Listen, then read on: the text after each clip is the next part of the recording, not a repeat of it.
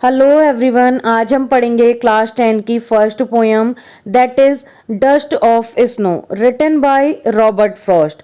इस वीडियो में आप इस पोयम का बहुत ही क्लियर एक्सप्लेनेशन जान पाएंगे और साथ ही मैं आपको बताना चाहूँगी कि अगर आपको इंग्लिश के एनसीईआरटी सॉल्यूशंस के वीडियोस चाहिए तो प्लीज़ सब्सक्राइब माय चैनल।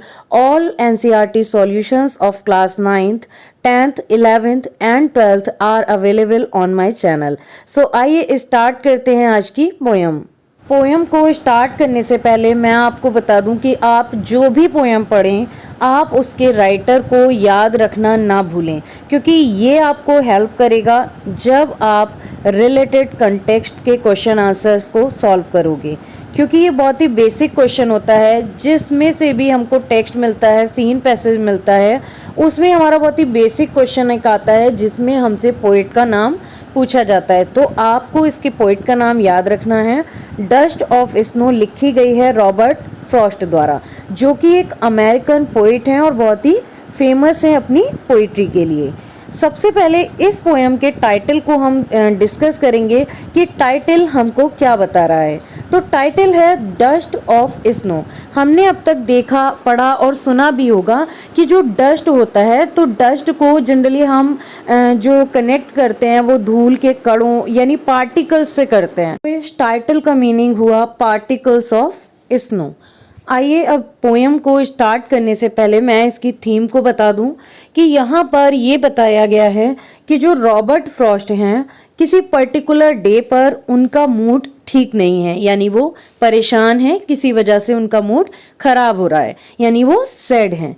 तो यहाँ पर उस पर्टिकुलर दिन पर क्या उनके साथ घटित हुआ, क्या चीज़ें हुई, इसको यहाँ पर बताया है पोइट ने। तो आइए स्टार्ट करते हैं इसका line by line explanation. The way a crow Shuk down on me the dust of snow from a hemlock tree. इसमें कुछ पर्टिकुलर वर्ड्स को मैं यहाँ पर डिस्क्राइब कर रही हूँ। सबसे पहली लाइन में यूज हुआ है क्रो। क्रो कैसा होता है? ब्लैक होता है। तो जब भी इस तरह से किसी भी चीज़ की स्टार्टिंग में या बताया जाता है कि लाइकवाइज की क्रो की बात कही गई है, तो यानी ये पॉजिटिविटी को नहीं दिखा रहा है, ये एक नेगेटिव सेंस या सैडनेस को शो कर रहा है। शुक डाउन का मतलब होता है गिर जाना, झड़ करके कोई चीज़ गिर जाना। और लास्ट वाली अगर हम लाइन में देखें तो हेमलॉक ट्री होता है एक पॉइजनस ट्री, यानी एक जहरीला पेड़ होता है जिसके जो फ्लावर्स होते हैं वो वाइट कलर के होते हैं और ये धतूरे का पेड़ होता है। तो यहाँ पर पोइट ये बता रहे हैं the way a crow Shuk down on me, जिस तरह से एक कौवे ने मेरे ऊपर गिराया। क्या गिराया? The dust of snow. Dust of snow यानी स्नो के पार्टिकल्स। इसका मतलब हेमलॉक ट्री पर एक जो कौवा है वो बैठा हुआ है और उस कौवे ने या तो हिल करके या वहाँ से उठ करके कोई भी अगर मूवमेंट किया है, तो उस मूवमेंट से जो डस्ट है स्नो की जो उस पेड़ पर पड़ी हुई है वो किसके ऊपर गिरा दी है? पोइट के ऊपर। आगे बढ़ने से पहले हम यहाँ पर मार्क करते हैं राइमिंग वर्ड्स को।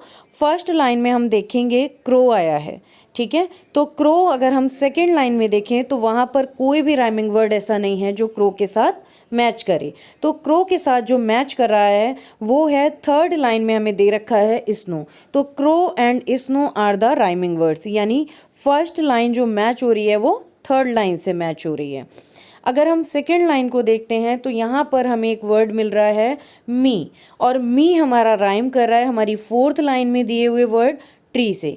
तो यहाँ पर राइमिंग वर्ड्स हुए crow and snow and me and tree are the rhyming words. आइए अब स्टार्ट करते हैं इसका आगे लाइन बाय लाइन एक्सप्लेनेशन। अब हमने ये पहले ही जान लिया था कि जिस दिन की बात हो रही है उस दिन पोइट का मूड खराब है, और यहाँ पर अब पोइट उनका जो चेंज होता है मूड में उसको बता रहे हैं। Has given my heart a change of mood. अब यहाँ पर किस चीज़ ने उनके हार्ट को, उनके मूड को बदला? जो कि हमने लास्ट लाइंस में पढ़ा।